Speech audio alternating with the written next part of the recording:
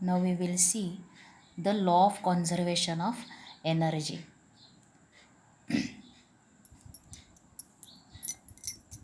Energy, we have seen here the transformation of energy. One form of energy can be transformed into another form of energy and the work is performed. Thus the law of conservation of energy tells that the energy can neither be created nor be destroyed. Energy create करता येत नाही आणि ती destroy पण करता येत नाही. Total energy जी युनिवर्समध्ये आहे ती कॉन्स्टंट आहे आणि एनर्जी ही एका फॉर्ममधून दुसऱ्या फॉर्ममध्ये कन्व्हर्ट करता येते. हा आहे law of conservation of energy. Statement काय आहे त्याचं? The energy can neither be created nor be destroyed. It can be converted from one form to another. Thus, the total amount of energy in the universe remains constant. म्हणजे total energy जी युनिवर्समध्ये आहे ती constant असते. Energy एका फॉर्ममधून दुसऱ्या फॉर्ममध्ये convert करता येते.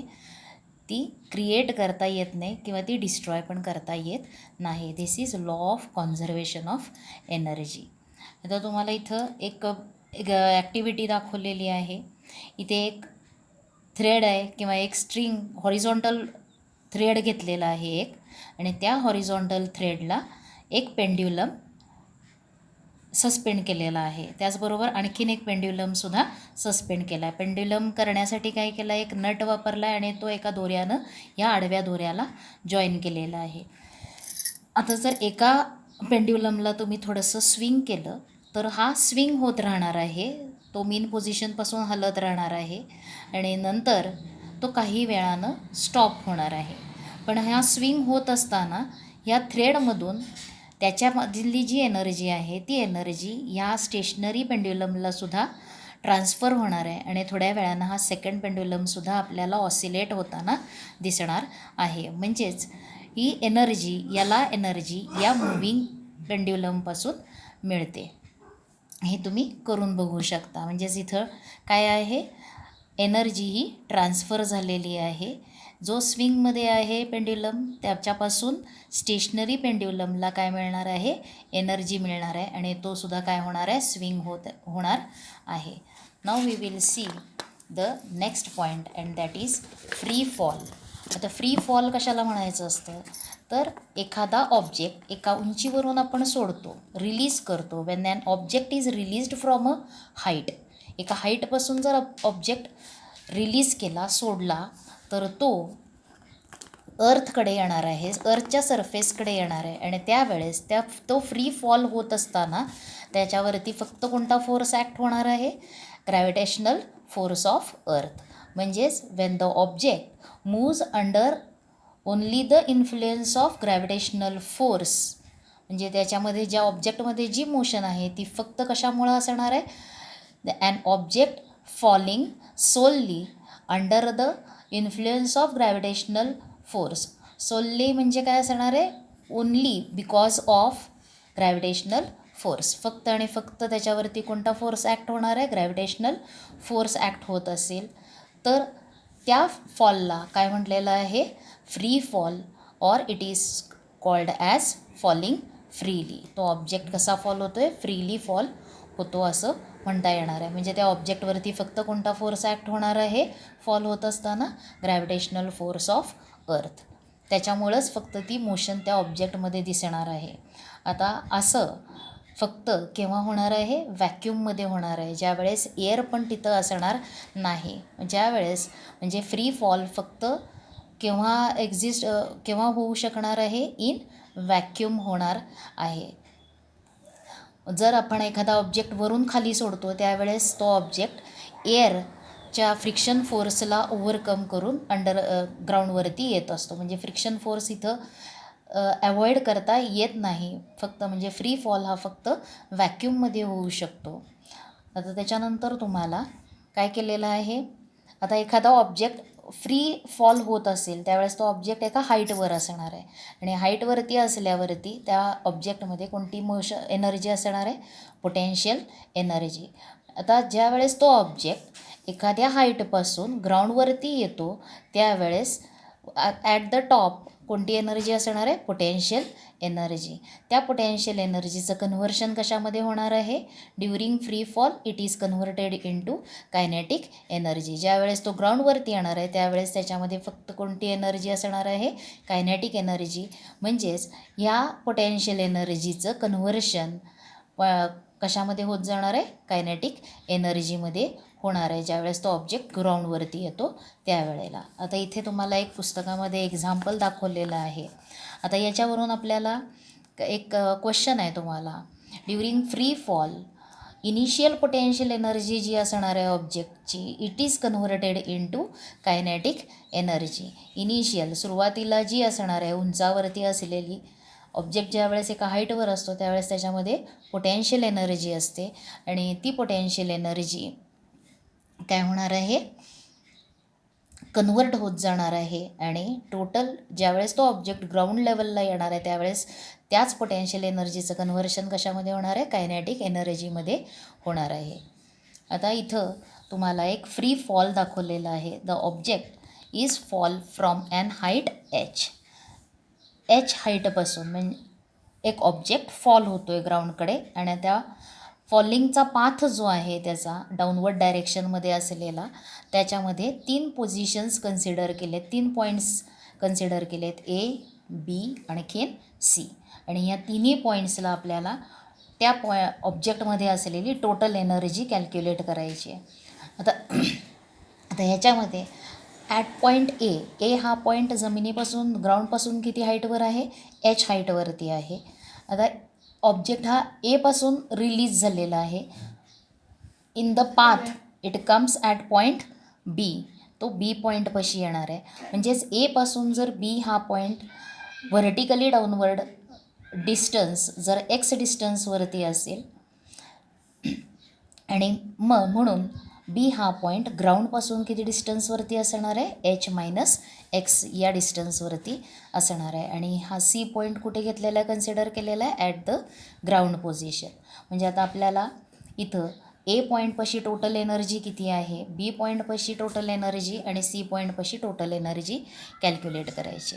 मग पहिल्यांदा आपण ए पॉईंटपाशी असलेली टोटल एनर्जी कॅल्क्युलेट करूयात.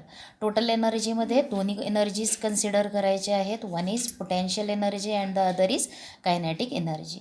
Wien the object is at point ए म्हणजे ए हा पॉईंटला ऑब्जेक्ट रिलीज केला जाणार आहे. म्हणजे सुरुवातीला तो ऑब्जेक्ट काय असणार आहे? स्टेशनरी असणार आहे. म्हणून त्याची इनिशियल व्हेलॉसिटी काय असणार आहे? 0. U is equal to 0. मग kinetic energy is equal to half into mass into वेलॉसिटीचा स्क्वेअर. मग इथं वेलॉसिटी काय आहे? इनिशियली यू आणि म्हणून हाफ एम यू स्क्वेअर. यूची व्हॅल्यू 0 घातली तर at point A kinetic energy काय येणार आहे तुम्हाला? 0 येणार आहे.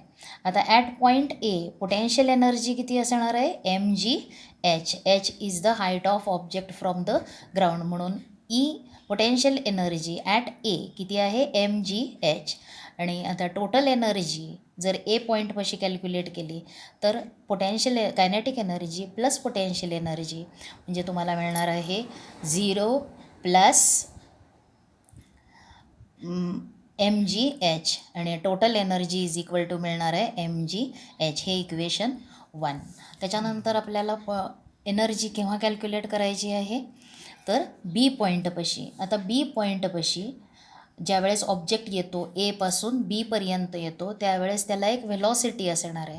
मग व्हेलॉसिटी ॲट बी हे व्ही बीनं डिनोट करायचं. म्हणजेच velocity of object at B कशानं डिनोट करायची आहे? व्ही बी असेल. आणखीन when it reaches at point B having fallen through a distance x. म्हणजे बीपाशी ज्यावेळेस ऑब्जेक्ट येतो त्यावेळेस त्यानं किती डिस्टन्स कवर केलेलं आहे? फॉल होत असताना एक्स एवढं डिस्टन्स कवर केलेलं आहे. पहिल्यांदा आपण व्हेलॉसिटी काढायची आहे म्हणून इक्वेशन यूज करायचं आहे. Third equation of motion V square is equal to you square plus 2as. A म्हणजे ॲक्सेलरेशन आणि इथं ॲक्सेलरेशन इज इक्वल टू काय असणार आहे? जी. म्हणून V square is equal to V हा व्ही बीनं डिनोट करायचा आहे. V B square is equal to 0 plus 2gx. एसाठी जी आणि एससाठी काय लिहिलं आहे X. Therefore velocity V B square is equal to काय मिळणार आहे 2gx. आता ही व्हेलॉसिटीचा स्क्वेअर मिळाल्यानंतर कायनॅटिक एनर्जी काढायची. Kinetic energy is equal to half M V B square. V B स्क्वेअरची व्हॅल्यू जर घातली तर half m into bracket 2gx. 2 cancel होईल आणि तुम्हाला कायनॅटिक एनर्जी ॲट बी किती मिळणार आहे mgx एवढी येणार आहे. आता तुम्हाला टोटल एनर्जी काढायची आहे. हाईट आता पोटेन्शियल एनर्जी काढायची. मग पोटेन्शियल एनर्जी काढायसाठी आपल्याला बी पॉईंटचं ग्राउंडपासूनचं डिस्टन्स किती आहे, किती हाईटवरती आहे. बी हा पॉईंट ग्राउंडपासून h-x एवढ्या हाईटवरती आहे. म्हणून potential energy is equal to mg into काय येणार आहे h-x. mg ना आतमध्ये मल्टिप्लाय केलं तर mgh मायनस mgx ही झाली potential energy. Therefore total energy at point B ही किती असणार आहे kinetic energy plus potential energy. Kinetic energy आहे mgx आणि पोटेन्शियल एनर्जी आहे mgh मायनस mgx. या व्हॅल्यूज घातल्या तर mgxला mgx कॅन्सल होईल आणि total energy at point B ही किती असणार आहे तुम्हाला मिळणार आहे mgh. हे इक्वेशन 2 लिहूयात. त्याच्यानंतर आपल्याला energy total energy at point C find करायचं आहे आणि त्याच्यासाठी आता at point C let the velocity of object be v C. तिथली व्हेलॉसिटी ही कशानं डिनोट करूया व्ही सीनं जर डिनोट केली तर तुम्हाला आता तो ग्राउंडवरती सी पॉईंट आहे तिथं एपासून सीकडे येतो. तिथं इनिशियल व्हेलॉसिटी 0 आहे. एस म्हणजे त्यानं किती अंतर काढलेलं आहे एपासून सीपर्यंत येण्यासाठी किती डिस्टन्स कव्हर केलं आहे एच एवढा डिस्टन्स कव्हर केलेलं आहे. म्हणून s is equal to h आणि ए इज इक्वल टू काय आहे जी. मग व्हेलॉसिटी काढायचं आहे आपल्याला. त्याच्यासाठी third equation of motion V square is equal to you square plus 2gS use करूयात. मग V C square is equal to यूची व्हॅल्यू 0 प्लस 2gh. म्हणून kinetic energy is equal to half M V C square. कारण का आपल्याला V C स्क्वेअरची value काय आली 2gh आणि ती 2gh घातली इथे तर तुम्हाला kinetic energy at point C किती येणार आहे 2 कॅन्सल होईल आणि kinetic energy at point C is mgh. आता सी हा पॉईंट ग्राउंड लेवलवरती आहे म्हणजे ग्राउंडपासून तो किती डिस्टन्सवरती आहे 0 एवढ्या डिस्टन्सवरती आहे. म्हणून एच इज इक्वल टू 0 घ्यायचं पोटेन्शियल एनर्जी कॅल्क्युलेट करताना. म्हणून potential energy is equal to mgh is equal to काय येणार आहे 0.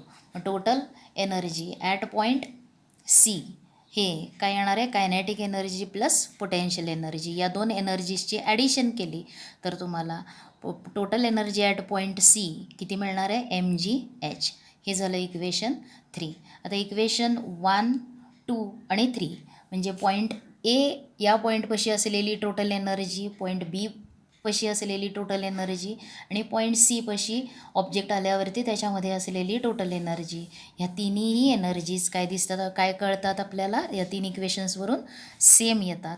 म्हणजेच एखादा ऑब्जेक्ट ज्या वेळेला फॉल होतो त्यावेळेस त्याच्या फॉलिंग होत असताना प्रत्येक पॉईंटपाशी त्याची टोटल एनर्जी काय राहणार आहे remains constant. The total energy of the body of the object at any point during the free fall remains the same.